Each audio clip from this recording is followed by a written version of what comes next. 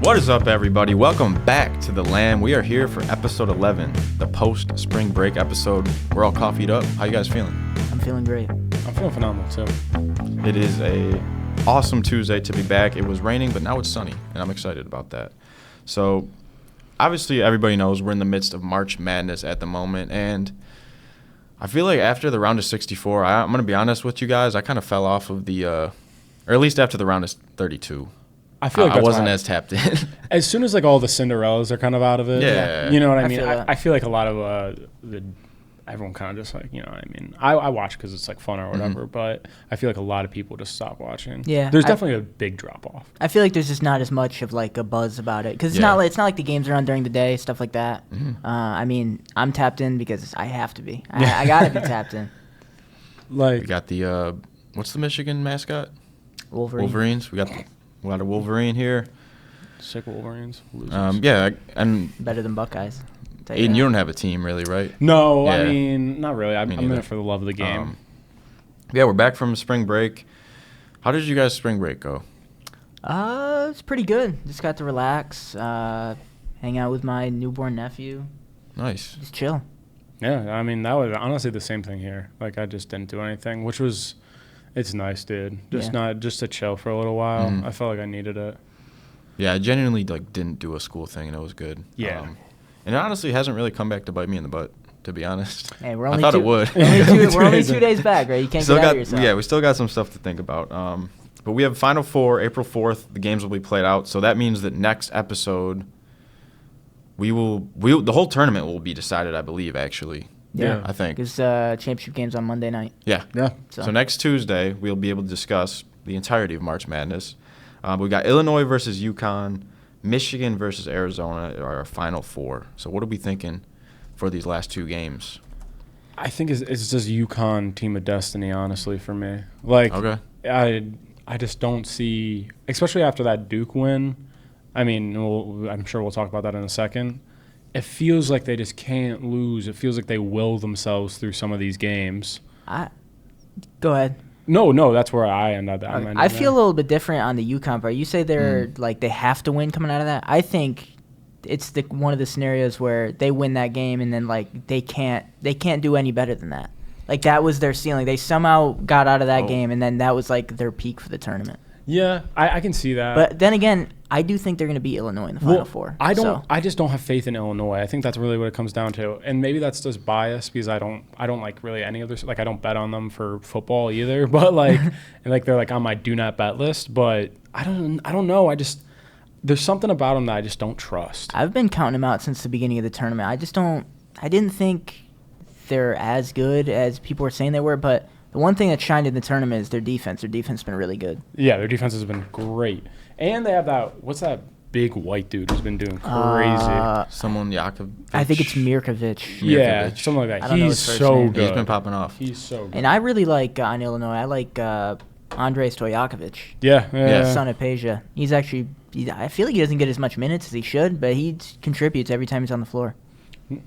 Yeah, and a funny story. So we're gonna, like we said, we're gonna tally up the bracket scores next episode. But the only reason, I'm gonna be honest with y'all, and I found out like a couple days ago how stupid I was. The only reason I picked Illinois like going through is because I thought that Cade Cunningham was on Illinois just because of the orange. But I was wrong. He's on the OSU Cowboys. So yeah, that is just something that I was like, damn, I really just genuinely thought Cade Cunningham was on Illinois. Hey, but he wasn't. It worked out, though. Yeah, I mean, in the Final Four. And I think that's honestly all I got going for me on my bracket. I only got Michigan. Let's at least check our three Final Fours. So mine is UConn, Illinois, Michigan, and Queens. Okay, I got 3 out of 4. Yeah. Shoot. Oh, that's kind of crazy. Okay. Mine was, I can remember off the top of my head, I had Michigan versus Arkansas. That didn't turn out well. And then I had Houston versus Duke. I only got one team right, but it was my team. I'll take it. Where's Aiden's? Mine's right next to Lucas's. I have UConn and Nebraska, which is hindsight. I don't know why I was so high on Nebraska for some reason. And then I had Michigan and Purdue, which Wow. I really I'm kind of proud of myself, guys. Yeah. Yeah, wow. Drop Matt a like coming for through. that. Wow. 3 out of 4. I'll take it. It's going to give me some points down the line, too. But I will decline the prize because I've actually been trying to get rid of this $30 spot if I can. So yeah, that was actually unexpected. So that's cool. But let's talk about the buzzer beater a little bit, because I think that is really the biggest story in the March Madness right now. I mean, every other game seems to have just been like a wash, basically, and just so one-sided. Yeah, I mean, Purdue was up 7 at the half on Arizona, then they ended up losing by 15. I don't know That what was happened surprising there. to me. Dude, you actually low-key have a twin on Purdue. Do I? You know that he's been on the team for what feels like a decade. Is it? It's that short dude with a bald head, low-key, same exact haircut as you, and he's a beard. Is it their point guard, Braden Smith? Yeah. I just got to grow out the beard. Yeah, maybe he'll be in the NBA one day. I'll put a picture of Braden Smith on the screen. No, it actually is. You guys are twins. That's the first thing I thought of. So, yeah, I mean, at halftime, I think it was 44-29 Duke. Yeah. Because that's when I stopped watching, because it was just on, and I was like, oh, shoot, Duke's up. Makes sense. And then I get home and see this game winner, just be like, yo, I can't believe this. Yeah. Did you watch the game winner live, or you saw No, it? I just saw the score, and I was like, wait, what? It was unbelievable for to get a steal like that, like in the moment. Yeah. It was like, but also to your point of when you're down that much and you come back, it just in March Madness it feels like Team of Destiny stuff. Like there's no other way to put it. When momentum is so big in college basketball, and it just feels like as soon as you have it swinging your way, the kids on the other team, like they just make so many mental errors. Yeah, so many mental errors. And man, I don't even know what to say. Like I was like half paying attention, and then I saw UConn kind of coming back, but I thought Duke was gonna win. Yeah, you know, like they were winning the whole game, and it said they had a stat up. I think teams, or I think it was like one seed, something like that, were like 134-0 when leading by 15 at the half. Yeah, that's crazy. That's such a Duke thing to lose that game. Yeah, Duke's been going through it. Yeah. Do we want to talk about the Dan Hurley headbutt? Jump into it. Yeah. All right, guys. Let us know about it. If you haven't seen the clip, go search it up on Twitter. It takes you 2 seconds. It's like everything. It's so many people are talking about it right now. Now, should he have put his head to head with the referee? No. Yes. Honestly, yes. After a game winner, I'd be excited too. But a headbutt, guys, let's be honest. Like it was just like a forehead to forehead thing. Like you see it in the NBA all the time, which should have been a technical.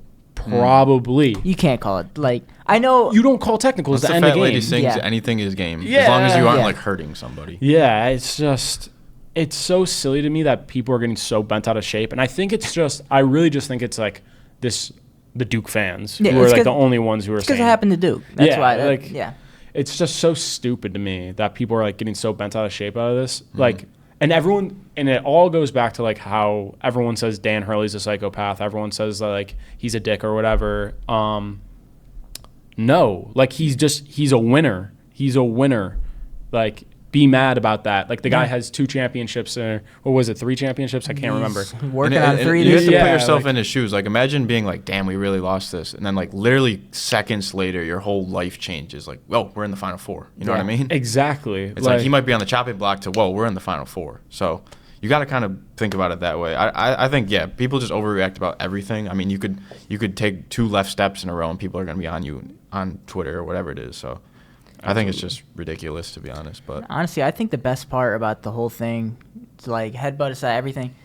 Braylon Mullins, the kid who hit the shot, like he could go on to be, God knows what. He could be a terrible basketball player. He's gonna be a great Yeah, accountant. He could be whatever in his life. He will always have that, and we will every single March we will see that shot. That's what's the best thing about March Madness. These moments live forever. It's like the Villanova shot. Point. Yeah, Yeah, you like see that every year. Every year you see it rolls up. No.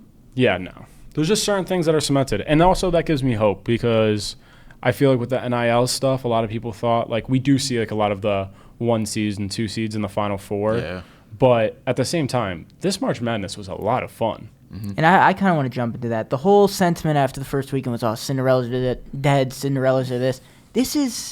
We have been spoiled with upsets over the past, 10 years. I'm not going to lie. We had a 15 seed in the Elite Eight. We had 2 16 seeds win a game for the first time ever. Cinderellas are not dead just because of NIL. Look, you may not consider them Cinderellas, but you have a 9 seed Iowa in the Elite Eight. You had an 11 seed Texas in the Sweet 16s. Yeah, those are big programs, but they're lower seeds. And thing I don't get, college football, they go on and on. They're like, oh, we don't want this mid-major or that mid-major in the tournament because we want the best playing the best, and we'll throw in this 9-3 Texas team. And then when it comes to college basketball, they're complaining that the Cinderellas don't win games. I don't get it. It is so dumb. I think that it's just like, it's silly. So I think about like High Point. High Point had a great team this year. They had a good team. And I don't know if you've seen the school. Like, it's like the school is essentially a hotel. Yeah. It is insane. If you've never seen the High Point campus, look it up. It is like a resort essentially. And That's the best way to put it. I know this kid that goes there. I didn't realize he went there, and I was talking to him over the weekend, and he was like, yeah, like I go to High Point. And I was like, that's crazy. Damn.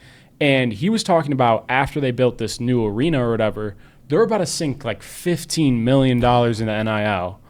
Like, that's crazy, dude. Like, and they can do it because they're rich enough. So I think the idea that like these power programs are dominating or whatever, I just don't think it's really true. Especially in basketball. And at the end of the day, if you go back and look at most Final Fours, most of the Final Fours have the 1 seeds, the 2 seeds, the 3 seeds. Like, that's just how it is. Yeah, no, absolutely. I don't get the uproar with that.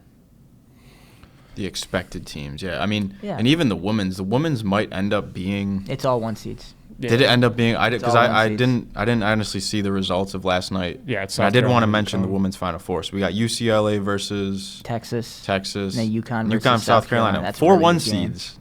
So I mean, I think the best are winning. I think that's essentially just like whoever wins the UConn or South Carolina game wins it all, right? Yeah. I feel the same way about the men's with Michigan, Arizona. I know you think UConn will win, but I think whoever wins that game will win. Yeah, no, that's because UConn and South Carolina have both. Like, I think they've met in the Final Four like maybe 4 or 5 years in a row now. Probably, I wouldn't doubt it. Yeah, like they've met so many times, and UConn always beats them, but. This year I don't know. This year I don't know. They're pretty good this year. And it's even more impressive because it's such a revolving door of the rosters on college teams, and UConn is just always in the conversation. Yeah, seems like for all of college basketball history, to be honest. I mean, when you build a winning program like that, like good things happen on both the men's and women's side. I think that's like something people don't talk about is the women's side gets neglected a lot. But especially after Caitlin Clark, bro, like, I care about the women's. Yeah. People care, and it's fun to watch. Yeah. Mm-hmm. Anybody who says different, you're a bum, dude. Yeah. Do we want to make some predictions on the men's and women's Final Four? Yeah, sure. Yeah. Let's start with the women's. Matt, we'll start with you. UCLA, Texas. Who do you got? I'm going to go UCLA. Okay. I will go UCLA as well, but I don't really know much about either team, but it's because Texas just slaughtered my Wolverines last night. So I gotta fade them. Yeah, I'm going UCLA as well. Okay. And then we got UConn, South Carolina. Give me South Carolina. Wow, I'm going to roll with UConn. I think UConn will win, but I want South Carolina to win. Okay, so you're not. So we got UCLA, South Carolina, and then we're both UCLA, UConn. Personally, I'm going, I think, UConn. Yeah, just UConn. I'm going South Carolina. Yeah. There you go. All right, that was fun. And then men's, I don't even have to say. Michigan's going to. I got to pick Michigan. Yeah, we know Lucas is going. You know my pick. Yeah, I'm going UConn again, too. I think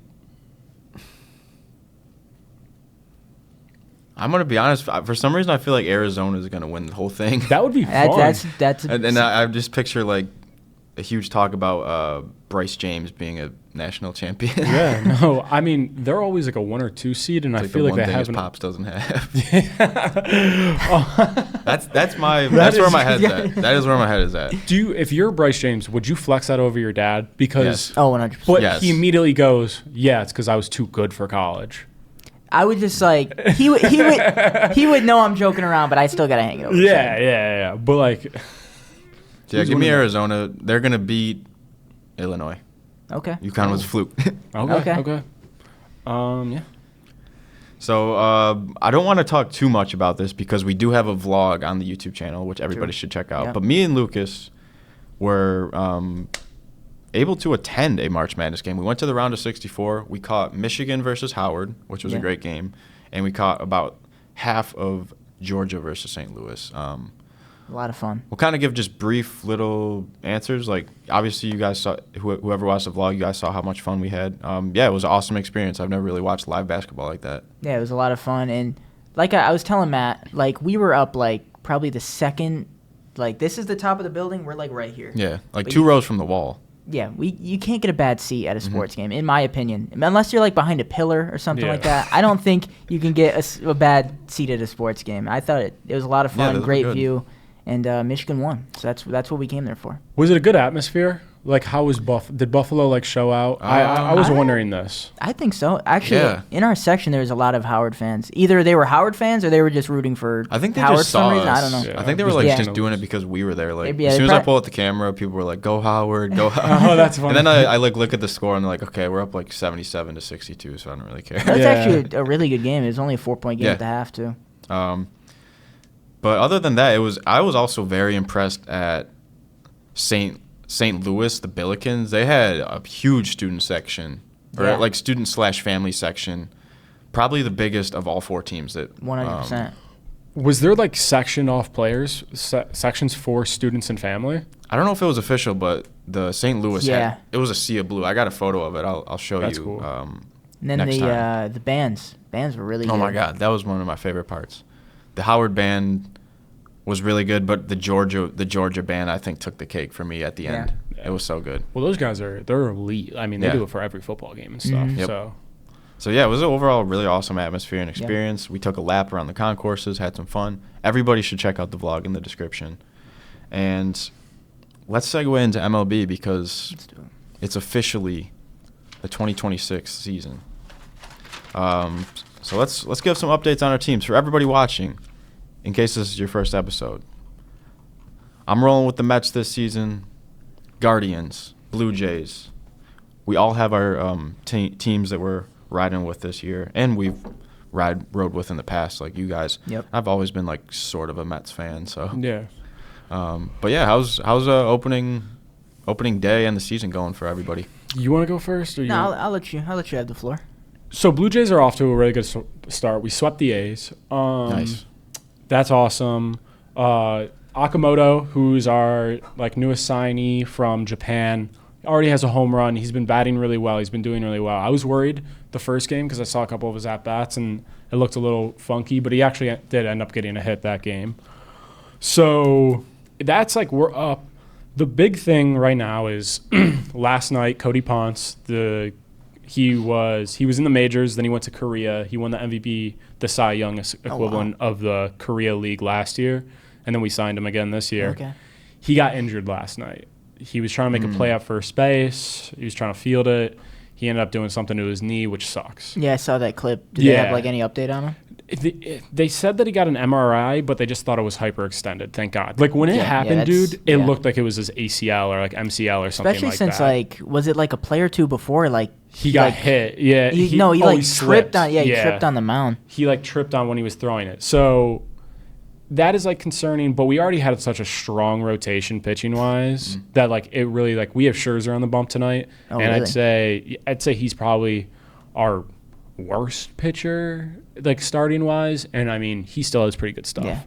So I'm happy about that. The thing that has Jays fans all up in a tizzy right now is like Brendan Little, who's one of our relievers. He was one of our higher leverage guys, and was he the one who got absolutely rinsed last night? He's gotten blown up both times he's come in. He just gets absolutely blown up, and it's so bad. And that's not the only problem. Like our closer Jeff Hoffman, if it's a 1-score game, this dude lets up a run every time. But if we're up by 2, he's nails. He is nails. It's crazy. I saw was it opening day that he let up the home run in the ninth? Yeah, I was just thinking dude, like, man, it's a World Series all over again. Dude, literally, like, but I actually saw this funny tweet of our first 3 games with the A's. It was just like, what would have happened if we played that Game 7 again? It was just like different ways that we would have won that Game 7 because we had 2 walk-offs. Andres Jimenez, this dude actually might be the most clutch player in the MLB right now. Between the World Baseball Classic, where he had that huge clutch hit. He walked it off, right? I'm pretty sure in the World Baseball Classic. Maybe. I'd have to double check. I think he did. He played really well, though. And then he walked it off for the Jays in our first game. Like, this dude has been crazy, and everyone talks about how bad of a bat he is because he's old. But, I mean, when you get the kind of production he's giving off right now, it's phenomenal. You're welcome. Yeah, honestly. Thanks, guards. But, yeah, no, that's where the Jays are at.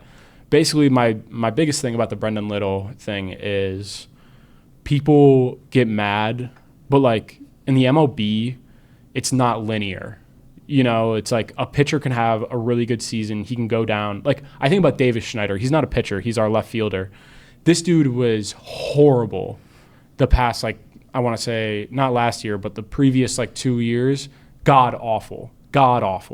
And then last year and this year, he's absolutely shown up. Like, this stuff is not linear at all. No. So I think you can see Brendan Little coming back. Like, look at Tariq Skubal. Dude didn't really pop off till he was like 32. Yeah. So, like, Jays fans, like, just keep it under control a little bit. Like, that's what I found. What, 3 games? Yeah, it's our 4th game into the season too. Like, I just, and he was not. Brendan Little wasn't bad last year either. He had like a 0.9 ERA. Like, he was good. So, yeah, that's where I'm at. Exciting for the Blue Jays. Cool. And before we end the pod, we'll have to search up when the Blue Jays face the Cleveland Guardians. Yeah. And just see, like, if that's even doable for us to go to. But how is our Cleveland friends doing? Cleveland, we're off to a better start than I anticipated. So our first 2 series are at Seattle for 4 games and at the Dodgers for 3 games. That sounds like they may not even win a game. But that's off the back of our stud rookie, Chase DeLauder, the guy is nasty. 4 home runs already, 5 RBIs. He hit 2 home runs in his first career. Well, I got to specify. He debuted in the playoffs, but now it's regular season. I guess playoff stats don't count towards his actual stuff. So he had 2 home runs in his debut, then hits 1 the next day, and he's just been tearing it up. He's been pretty much our entire offense through the first 5 games. And then last night, Parker Messick, who debuted end of last year, pitched a little bit, came in against that Dodgers lineup, pitched 5 innings, 5 strikeouts, no runs. So the thing with the Guardians, they put everything into their prospects. Nice. And so far, we're off to a pretty good start with that. Nice. Just a quick little thing. I don't know if you saw this, or either of you saw this. That Milwaukee Brewers prospect. Did you see that? No. So he's the top shortstop prospect in the MLB right now. What's his name? Didn't he just signed, well, that was the thing. He just signed $50 million contract, never played a game in the MLB. That's crazy. He's only played 3 AAA games. Jeez. That's crazy. How do you do that? It makes him virtually untradeable, too. Yeah. So, I mean, Milwaukee really putting your eggs all in one basket there. I mean, they were so close last season, right? Yeah. Yeah, they were Ended close. up in losing in the CS. But that's what the Guardians got to do with DeLauder at this point. Yeah. Okay. Guardians notorious for taking forever to extend players. They'll underpay the shit out of them. They got to get – when you got a guy this good, he comes in off the bat, hits 4 home runs. He leads the league in home runs through 5 games. I mean, you got to get this guy long term. Yeah, absolutely. Dang. The Mets also quick question: does the seasons always start in like series? Yeah, Yep. Like kind of starts with series, then it will get to No, everything's a series. everything's a series. Series. Okay, I must just not really have seen a baseball schedule before. But the Mets started up against the Pirates. They went 2-1, which is decent. They're going into a series with St. Louis next. But the season opener is probably the biggest talking point because I think it was 5-2 in the first inning. The Mets ended up winning 11-7, and the biggest story of the game was Paul Skeens got pulled. Yeah, first inning. And quick fun fact: Paul Skeens is only 23, which I was just like, damn. Yeah, I'm 23. Yeah, exactly. I was just like, damn. But he gave up 5 runs on 4 hits, 2 walks, and a hit batter, and they pulled it. So that was, I guess, probably a nice confidence boost just for the rest of the game for the Mets. But so far this season, Lewis Robert Jr., he's a center fielder, number 88. He leads the team with a .455 batting average. He has 1 home run and 5 runs batted in. And in terms of pitching, Nolan McLean leads the team with 8 strikeouts. So Yeah, that's kind of all I got on the Mets. I'm looking forward to continuing to follow them throughout the season. Obviously, this will be a completely different conversation. 40 games in. Yeah. Did you see what their record was? I can check right now. 2-1. I have a 3-1. Oh, 3-1. Yeah. Wait, was there a St. Louis game last night? Must have been. I thought it was tonight. My bad, They everybody. beat St. Louis Okay. 4-2. We beat St. Louis 4-2. 3-1 start for the Mets. So 3-1. I love that. I have a couple of Mets things as well. I can only I'm gonna guess imagine it's what one of them Boba is going to be. Shett. Boba shit, you mean? Bro is. What do you do? 1-14 or something? Yeah, 1-14, like 11 Ks, I think. Yeah, it was bad. I saw Dang. some clips. Horrible. Yup. Horrible. Should have stayed at home, bud. And then there was some other stuff. I don't know if you guys saw this either, but when they waved Lindor home, and there was that, essentially Lindor got laid out. No, I didn't see that. At home. I'm going to have to search that up. The Mets' third base coach is a terrorist for that. Like, there's no other way to put it. Like, the ball is in the left fielder's hand, the Pirates' left fielder's hand, and he's making the motion to throw. Lindor is not even rounding third yet. And then there's a big contact at the plate. Lindor takes this massive hit that's just like, basically, it would be like a concussion because he doesn't know the ball's coming in. He doesn't know at all. The catcher's over the plate. I'm missing names right now, but I don't care. And Lindor takes this big hit at the end, and it's like, why are you sending your relatively old star player Coming off an injury. coming off an injury on a play like that? That is messed up. It's so, and if you guys look it up later, like you'll see exactly what I'm talking about. Like this is like straight up a hockey. What game hit, was like it? Open ice. Like, was it last I think night? it was game 3, game 2 maybe. Yeah, was and for against the Pittsburgh? second It game was of the against season, Pittsburgh. like, keep your star player safe. Yeah, Jeez. dude, it's crazy. My Lord. But yeah, So yeah, MLB is in full swing. There's going to be games like every day, Pretty much every day. every hour. It seems like I love it. in the beginning of the season. But when we last spoke, the Sabres were 42-20-6, and they beat the Vegas Golden Knights on the night that we filmed the last podcast, which now was 2 weeks ago because of spring break. But they now sit at 45-21-8. So yes, 3 straight losses, but 2 of them came in overtime. So we'll take it because it's not a full, we still get a point, I believe. And tonight we face the Islanders. So it's coming down to the wire here for the Sabres. We're tied with Tampa. My big worry was the Avalanche game last night. I mean, it was in the first period. They took 17 shots and had 4 goals. It was crazy, dude. Like, that's the thing that I think Sabres fans, we might need to dial it back a bit. Like, we're not winning the cup this year. Like, guys, we're not winning the cup. Like, there's just, I get that it's exciting. We're super hot. Like, we kind of got this lightning in a bottle thing. Some of the teams right now in the NHL, especially like the Western Conference, dude, they're just better than us flat out. So while I think it's like going to be a fun playoff and stuff, I think last night was a big wake-up call of like, because the Avs are a contender. The Avs For sure. Avs are probably going to win it this year, quite honestly. So April 6th, we're back up against Tampa. It's really I would say it's the last meaningful game on our schedule as long as we don't like drop That some, game's some meaningless probably going to be for the Atlantic Division. Yeah. All things like considering the Sabres finish strong. And the Tampa faces the Canadians tonight. We face the Islanders. So even like tonight, it's like we got to win tonight. Yeah. We just have to win, and Tampa just has to lose for the rest of the gosh darn season. Yeah, really. That's what it is. If we want the first seed, I mean, if we're fine with the second, then whatever. But I know Tampa has the tiebreaker right now. I do know that. I saw that on they do. Twitter. So I didn't realize the Islanders are that good this year. yeah, they up to, it was Islanders and Sabres both kind of made a little bit of a resurgence. So you guys told me this before. It's 4 teams from each division, right? Yeah. So would the Sabres match up with the Canadians right now? Would that be the first round I don't know matchup? how Wait, that click on. works. You don't know? I think you can actually see it if you scroll up a little bit, like on the screen, and click wild card. So we would face. There's no buys in NHL? I don't think so. So Right? I don't think so, no. 3 from each conference and then 2 And wild 2 wild cards. card. So there is a buy then. Okay. So it would be. Yeah, there is. I kind of don't want the Sabres to get a buy though. Be honest with you, Yeah, you got to keep the momentum rolling. 100%. So Plus, like, would you rather lose in the first round or lose after you get a bye? Yeah. I would rather lose in the first round, to be honest. but I think you have to be first in the Eastern Conference for the buy. Which right now They're not. They wouldn't be. it's basically almost a three-way tie right now with the Lightning, the Sabres, and the Hurricanes. Jeez. Yeah. So that's going to be a close finish. Yeah, it is going to be a close finish. But go Bears, honestly. Yeah. Yeah.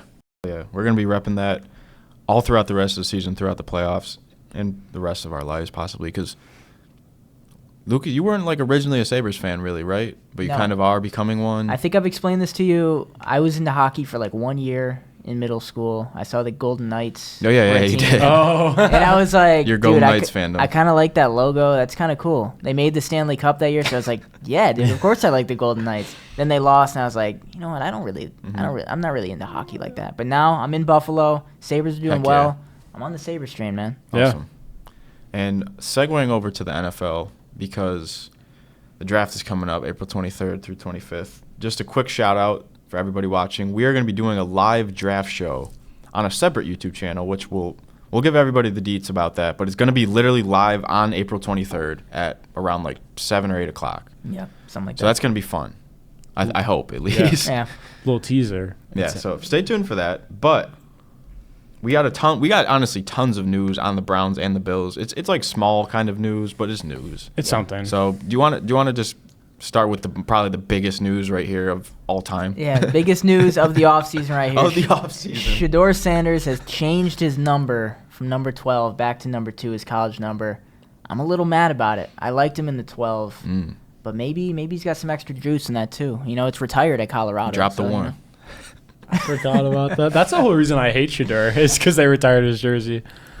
I mean, yeah, dude, honestly, that's huge. I just feel bad for everybody who bought a number 12 jersey. But, you know, the owner says there's a great chance Deshaun Watson could start this year, so I may be boycotting the team this year. I don't know. Would you? You can join the Bills. If Deshaun starts this year, what's the reaction from Browns fans around the That world? is, you're literally wasting a season. I was telling my roommate, I was talking to my roommate, he's a Seahawks fan. I told him, I think Sam Darnold might break some front office's brains. Yeah. They're going to think, okay, oh my God, like I'm thinking they could bring back Johnny Manziel, and they're like, oh, he might be a good quarterback again. Like that's not every guy who was once bad is just going to turn good. And Deshaun Watson is never going to be good again. He wasn't even good when he had 2 healthy Achilles. Yeah. Did you see the quote from Aaron Glenn, the Jets head coach, talking about Geno? That's what I mean. He goes, Geno's going to take us to the promised land. I don't know what does that even mean? I don't know what promised land they got in New York. Like what? That's funny. And then some Bills and Browns news colliding. Yeah. AJ Epinesa, I believe it was our 2019 draft pick. He is not going to be a Brown. After they just didn't like the physical. I mean, can you fail a physical? I don't think from what I heard, he didn't fail it, but I think like they just didn't like what they saw in it, so they backed out of the deal. I mean, in terms of just AJ Epinesa, hopefully he's okay. Hopefully that doesn't mean he has like some serious health issue. Because I'm gonna be honest, I really liked him as a Bill. Yeah, he was definitely one of my favorite defensive players on the Bills. Well, that's the thing too. Is like I don't think we re-signed him. Yeah, no. So I don't know where he goes, which sucks because I think he's a really good player, and I hope this like Browns physical thing doesn't like impact him somewhere else. Yeah, I hope people don't look at this and they're like, oh, this guy's like damaged goods, because he is a good player. Like he helped us a lot last year. Yeah. He really did. And some random signings. We got some O-line depth. Austin Corbett, Lloyd Cushenberry III, which I really only know him from the Broncos. Both to the Bills? Yep, both to the Bills. I like that. Trent Sherfield Sr., he didn't do much with the Bills in 2023, but he's back. Yeah. He has like a lone touchdown that season, but he's been a journeyman. So I just hope, he could just play some role, either, coming in, even if it's just to support the backups. I don't even know. Did you see Deion Dawkins' comments about the fans the other day? No, I didn't. I saw the headline, but I didn't see the clip. Now, I love Deion, but this past, obviously, summer, there's been like a lot of talks about maybe a trade or just like how well he's playing. Because if we're being honest, like when he faces a speed rush, he's not the greatest in the world. But at the same time, this dude was put on an island more than anybody else in the NFL, and he played really well. And on top of that, but Deion, you can't pick a fight with fans. You can't say bad stuff about the fans. Like regardless, I get that we're being unfair, and I understand that completely, and that's probably super frustrating, dude. But this is a fight you're not gonna win. Like honestly, man, like that's the sad part. Like it's a fight you're not gonna win, and I love you. Most of the fan base loves you. This is a minority talking very loudly, and I would hate to see Deion Dawkins somewhere else. It's like everyone needs to chill out. Everyone needs to chill out and like let this dude, because without Deion Dawkins, you don't have a let's be straight up here. James Cook doesn't have a rushing title. We don't. Josh probably misses out on a lot of those rushing touchdowns. Yeah. I realized that we had issues with Josh in the back of the pocket, and people felt like he didn't have enough time, but he really did have enough time. It's just our way our offense runs when we do a lot of bootleg. It seems that way. Yeah, and just imagine they had someone that was less than Deion Dawkins. It'd be even worse. Exactly, dude. And he held his own for most of the Texans game, which I think was his biggest challenge last season. Yeah. Because he definitely had some moments in the Texans game where people are watching with like, what are you doing? But that's just, Yeah. You're a fan. You're watching. You're in the game. Obviously, you're going to yell at the guy who's getting your quarterback sacked. But as an overall offensive, he is a crucial piece of our offense. No. So I think there's kind of wrongs on both sides. I understand Deion's frustration, but at the same time, dude, this is not a battle you'll win. Mm-hmm. You can't, this is literally like the Stephon Diggs road. You know what I mean? You start talking to the fans, we're not going to be happy about it, and then we're going to want you out as bad as you want to leave. When I really don't even think this dude wants to leave. No. I think he's just frustrated. Yeah. So it's been honestly just another week in the life at this point, or 2 weeks for everybody watching.